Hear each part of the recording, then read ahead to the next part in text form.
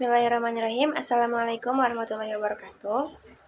Perkenalkan, nama saya Rizky Syakban. Saya dari program Studi Pendidikan Matematika dengan NIM 245100029. Di sini saya akan mempresentasikan hasil proyek UAS dari mata kuliah Pendidikan Agama Islam yang diampu oleh Administrasi Yugaviati MPD. Di sini materi yang saya ambil yaitu tentang ekonomi syariah. Kemudian, pengertian dari ekonomi syariah yaitu secara etimologi ekonomi berasal dari dua kata, yaitu oikos dan nomos. Ekonomi berasal dari bahasa Yunani, yaitu oikonomia, yang berarti aturan atau pengelolaan rumah tangga. Nah, tadi sudah disebutkan oikos dan nomos. Oikos sendiri artinya rumah tangga, dan nomos itu aturan, sehingga arti dari ekonomi itu pengelolaan rumah tangga. Kemudian ada syariah. Syariah berasal dari bahasa Arab yang artinya jalan atau aturan yang lurus. Nah, aturan di sini artinya sering merujuk kepada hukum Islam yang bersumber dari Al-Quran dan As-Sunnah. Kemudian, secara terminologi, ekonomi syariah adalah sistem ekonomi yang berdasarkan prinsip-prinsip Islam yang bertujuan untuk mencapai kesejahteraan masyarakat dengan tetap mematuhi hukum syariah. Artinya, sistem ekonomi ini tuh harus sesuai dengan prinsip-prinsip Islam dan juga harus sampai pada ridhonya Allah. Tidak semena-mena ekonomi tanpa adanya hukum yang melandasi itu. Kemudian yang selanjutnya ada landasan ekonomi syariah. Nah, landasan ekonomi syariah ini tuh ada 6. Yang pertama ada Al-Quran. Kemudian, kenapa Al-Quran? Karena Al-Quran itu merupakan pedoman hidup bagi manusia. Kemudian yang kedua ada Al-Hadis. Hadis juga sama, pedoman hidup bagi manusia kedua setelah Al-Quran. Kemudian ijtihad para ulama, atau bisa disebut usaha-usaha para ulama untuk memfatwakan sesuatu. Nah, kenapa ijtihad menjadi landasan? Karena contohnya dalam ilmu fikih. Ilmu fikih adalah ilmu yang kontemporer, artinya ilmu yang mengikuti zaman. Otomatis di mana ada suatu perkara yang tidak ada di zaman dahulu, itu harus dicari tahu asal usulnya, bagaimana hukumnya. Nah, orang-orang yang bisa melakukan ijtihad hanya para ulama, karena mereka sudah mempunyai ilmunya, mereka sudah tahu terhadap ilmunya. Itu. Kemudian yang keempat ada aspek moral dan etika. Nah, kenapa aspek moral dan etika? Tentunya ekonomi sendiri pun harus ada moral dan etikanya, karena tidak semena-mena. Tadi saya sudah sampaikan bahwa ekonomi itu tidak semena-mena memberikan dan menerima uang, begitupun sebaliknya, seperti itu. Tapi harus ada sikap-sikap yang harus ada pada proses ekonomi tersebut. Kemudian ada hubungan harmonis. Nah, hubungan harmonis ini tuh artinya tuh adil gitu. Adil terhadap semua aspek gitu. Jadi semua tuh tidak ada yang merasa terugikan gitu. Kemudian ada peraturan dan syarat yang mengikat. Artinya peraturan dan syarat mengikat ini tuh semua hal-hal yang berkaitan dengan ekonomi itu harus ada aturannya. Kenapa? Karena di mana tidak ada aturan berarti hal tersebut ilegal. Artinya dilarang kan? Tidak hanya dilarang dalam agama, tapi dilarang secara hukum juga. Oleh karena itu, ekonomi syariah itu harus ada aturan dan syarat tertentu. Kemudian yang selanjutnya ada karakteristik dari ekonomi syariah. Nah, karakteristik itu apa sih? Karakteristik itu merupakan ciri atau hal-hal yang harus ada pada ekonomi syariah sendiri gitu. Kemudian yang pertama, karakteristik dari ekonomi syariah itu ada yang pertama, segala aktivitas ekonomi dilandasi keyakinan kepada Allah. Nah, semua aktivitas kita pun tidak hanya dalam ekonomi, semua aktivitas dalam kehidupan sehari-hari itu harus dilandasi dengan keyakinan kepada Allah. Keyakinan bahwa kita itu bisa menyelesaikan suatu hal tersebut seperti itu. Kemudian yang kedua ada menghindari riba. Nah, menghindari riba di sini, riba itu apa sih? Riba itu menambahkan sesuatu yang tidak harus ditambahkan gitu. Tidak harus ada tambahan apapun. Riba sendiri itu sudah dilarang dalam Islam, otomatis harus dihindari. Kalau misalnya dilarang berarti harus dihindari gitu. Yang ketiga ada adil. Adil di sini tidak merugikan pihak manapun. Otomatis semua orang harus diuntungkan dalam proses ekonomi syariah di sini. Kemudian yang keempat, menciptakan keharmonisan yang seimbang. Nah, tadi sudah disebutkan juga arti dari menciptakan keharmonisan yang seimbang itu tidak ada yang dirugikan. Jadi semua itu mendapatkan keuntungan baik sosial maupun lingkungan, baik penjual pembeli, dan harus merasa teruntungkan semuanya. Kemudian yang kelima, akad yang jelas dan transparan. Nah, yang dimaksud dengan akad yang jelas dan transparan ini tuh di dalam ekonomi, tidak hanya dalam ekonomi, di dalam rukun jual beli pun sudah ada, harus ada akad. Selain penjual dan pembeli, akad pun harus ada. Itu kemudian bisa dicontohkan. Akad itu seperti kalau dalam bahasa Sunda itu ditampi barangna dinanggakeun artosna kayak gitu. Kemudian yang selanjutnya adalah transaksi yang dilarang. Transaksi yang dilarang di sini ada beberapa. Yang pertama itu riba. Riba itu menambah-nambahkan kan. Itu sudah dilarang oleh Islam bahwa riba itu dilarang. Banyak dalil-dalil yang menyebutkan bahwa riba itu haram. Kemudian yang kedua ada jual beli yang tidak jelas. Contohnya jual beli buah-buahan yang masih ada di pohonnya. Hal tersebut dilarang kenapa? Karena jual beli buah yang masih ada di pohonnya itu tidak jelas kematangannya, apakah buah itu matang atau busuk.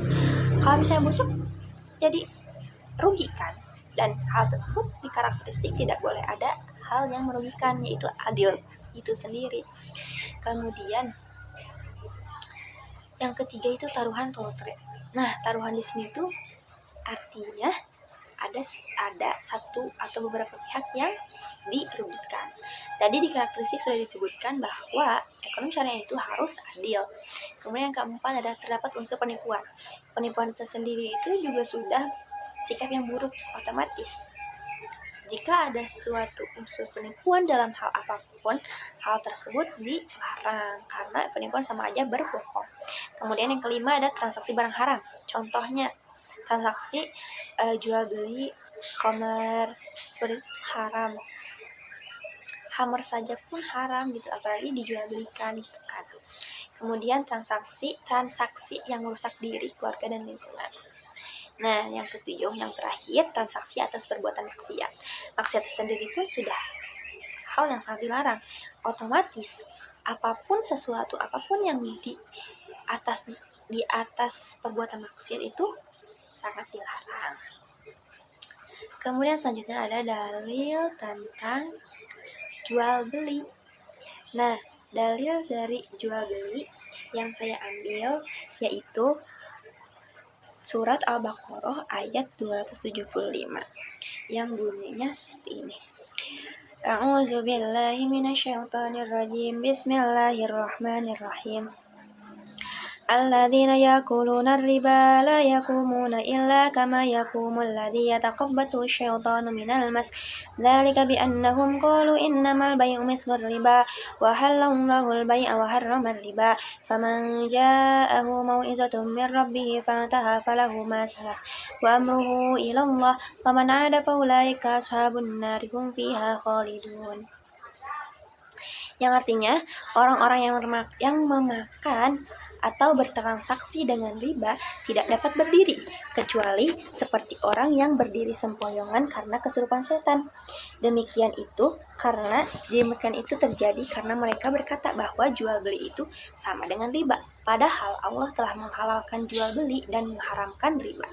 Siapapun yang telah sampai kepadanya peringatan dari Tuhannya menyangkut riba, lalu dia berhenti sehingga apa yang diperolehnya dahulu menjadi miliknya dan urusannya terserah kepada Allah. Siapa yang mengulangi transaksi riba, mereka itulah penghuni neraka. Mereka akan kekal di dalamnya. Maksudnya, orang yang memakan atau bertransaksi dengan riba tidak dapat berdiri, kecuali seperti orang yang berdiri sempoyongan karena kesurupan setan. Nah, sudah jelas di sini bahwa orang yang bertransaksi atau memakan riba itu tidak akan berdiri, artinya tidak akan menjalani sesuatu itu, tidak akan menghasilkan apa yang dia inginkan, karena apa yang sesuatu yang dimakan dari riba itu haram kan, otomatis di dalam pelaksanaan hidup kita pun tidak akan berjalan sesuai keadaan. Kemudian yang selanjutnya ada segolongan manusia yang berkata bahwa jual beli itu sama dengan riba. Padahal Allah itu sudah menjelaskan bahwa jual beli itu halal, tapi yang haram itu riba gitu. Jadi riba itu haram kayak gitu. Kemudian di mana barang siapa yang dia memakan lagi riba, dia pun akan menjadi penghuni neraka dan kekal di dalamnya. Seperti itu. Kemudian kesimpulan dari materi yang saya ambil tentang ekonomi syariah itu, ingat riba itu perbuatan setan. Jadi berdaganglah dengan menghindari riba. Carilah uang dengan jalan atau syariat Allah, sehingga hidupmu pun akan sejahtera. Baik, terima kasih atas perhatiannya. Mohon maaf apabila banyak kesalahan dalam penyampaiannya. Semoga hasil dari proyek UAS ini bisa memenuhi kriteria yang diharapkan dari mata kuliah pendidikan agama Islam ini. Terima kasih atas perhatiannya. Wassalamualaikum warahmatullahi wabarakatuh. Assalamualaikum warahmatullahi wabarakatuh. Perkenalkan, nama saya Rizky Syafran. Saya dari Prodi Pendidikan Matematika dengan NIM 245100029. Di sini saya akan mempresentasikan hasil analisis saya dari pernyataan yang telah disediakan, dan pernyataan yang saya pilih yaitu pernyataan nomor 6, yaitu Quran the way of life. Quran the way of life, paradigma atau pola pikir menjadi cara saudara untuk menatap perspektif terhadap sesuatu. Menurut saudara, bagaimana cara saudara membangun paradigma Qurani ketika sains dan teknologi berkembang? Contoh sederhananya, bagaimana cara saudara melihat perkembangan artificial intelligence melalui pemikiran saudara yang berlandaskan nilai-nilai Qur'annya. Oke. Menanggapi hal tersebut, Quran adalah the way of life atau pedoman bagi hidup. Nah, sudah pastikan jikalau pedoman bagi hidup berarti segala sesuatu adanya di Al-Quran. Otomatis ilmu pengetahuan pun semuanya berasal dari Allah dan pasti ada di Al-Quran. Oleh karena itu, sudah sangat jelas bahwa Allah adalah sebaik-baik yang menciptakan segala sesuatu. Berhubungan dengan apa yang disebutkan dalam pernyataan tadi, bahwa bagaimana sih gitu cara kita melihat perkembangan sains dan teknologi, terutama artificial intelligence atau kecerdasan buatan. Oke, kecerdasan buatan itu dibuat oleh manusia. Manusia adalah makhluk yang terbatas. Kenapa? Karena yang tanpa batas itu hanya Allah. Oleh karena itu, di mana manusia ini membuat sesuatu atau menciptakan sesuatu pasti ada batasnya, pasti ada sesuatu yang tidak mungkin sesuai, tidak mungkin sama dengan apa yang Allah ciptakan gitu. Kan ini berhubungan dengan kecerdasan, otomatis segala sesuatu yang berhubungan dengan kecerdasan itu hanya Allah yang bisa menyempurnakannya gitu kan. Nah, untuk membangun pola pikir yang berlandaskan nilai-nilai Al-Qur'an ini, yang pertama, yang paling utama itu yaitu kita harus mempercayai bahwa semua ilmu pengetahuan itu dari Allah dan ilmu-ilmu tersebut berada di dalam Al-Quran, dan mengingat bahwa tidak akan ada kemampuan yang melebihi kemampuan Allah, yang artinya dengan contoh tadi itu sudah pasti bahwa kecerdasan buatan tersebut itu yang diciptakan manusia mempunyai kekurangan gitu kan. Karena ya manusia itu makhluk yang dibatasi akalnya gitu kan. Nah, kemudian Allah itu Maha Pencipta yang disebut Al-Khaliq. Nah, sifat ini tuh menunjukkan bahwa kemampuan Allah dalam menciptakan segala sesuatu itu dengan sempurna dan sudah pasti indah, sesuai dengan firman Allah dalam Quran surat Al-Hasyr ayat 24 yang bunyinya A'udzubillahi minasyaitonirrajim. Bismillahirrahmanirrahim. Wallahul khaliqul bari'ul musawwiru lahul asmaul husna yusabbihu lahu ma fis samawati wal ard wa huwal azizul hakim. Yang artinya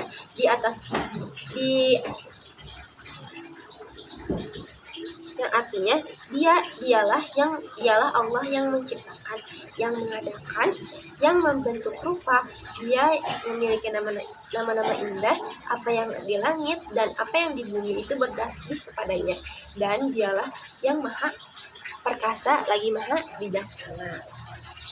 Sudah dijelaskan di dalam Quran surat Al-Hasyr ini menyebutkan bahwa Allah itu yang menciptakan, yang membentuk rupa gitu kan. Otomatis apapun, segala sesuatu pun yang Allah ciptakan itu pasti sempurna. Sedangkan yang diciptakan oleh manusia itu pasti ada kekurangannya. Karena tadi di awal bahwa manusia itu makhluk yang dibatasi akalnya gitu. Nah, intinya cara kita membangun paradigma Qur'ani atau pemikiran yang berlandaskan dengan nilai-nilai Qur'ani yaitu yang paling utama tadi, harus percaya, harus yakin bahwa segala sesuatu ilmu pengetahuan apapun itu berasal dari Allah yang tentunya pasti ada di dalam Al-Quran. Yaitu contoh kecilnya dalam ilmu matematika, banyak sekali orang yang menyebutkan bahwa ilmu matematika itu ilmu dunia, padahal salah besar. Kenapa? Karena yang sudah pasti ada di dalam Al-Quran, kan? Contohnya di dalam tubuh kita ini pun sudah terlihat gitu kan. Contohnya mata itu ada dua dan sejajar, enggak zigzag kayak gitu. Jadi sejajar itu kan sudah menunjukkan keseimbangan dan jumlah yang sangat-sangat seimbang, dan otomatis itu juga berhubungan dengan matematika. Mata kita ada dua, hidungnya tuh sejajar, kemudian ada hidung yang di tengah, kemudian mulut di tengah. Kalau misalnya jumlahnya satu itu ada di tengah, kalau jumlahnya ada dua berarti itu ada di kanan dan di kiri itu. Jadi harus diingat bahwa segala sesuatu itu ada asalnya, yaitu asalnya di sini dari Allah, dan tentunya pasti ada di dalam Al-Quran. Baik, terima kasih banyak atas perhatiannya. Mohon maaf apabila banyak kesalahan dalam memaparkan hasil analisa saya. Terima kasih atas perhatiannya. Wassalamualaikum warahmatullahi wabarakatuh.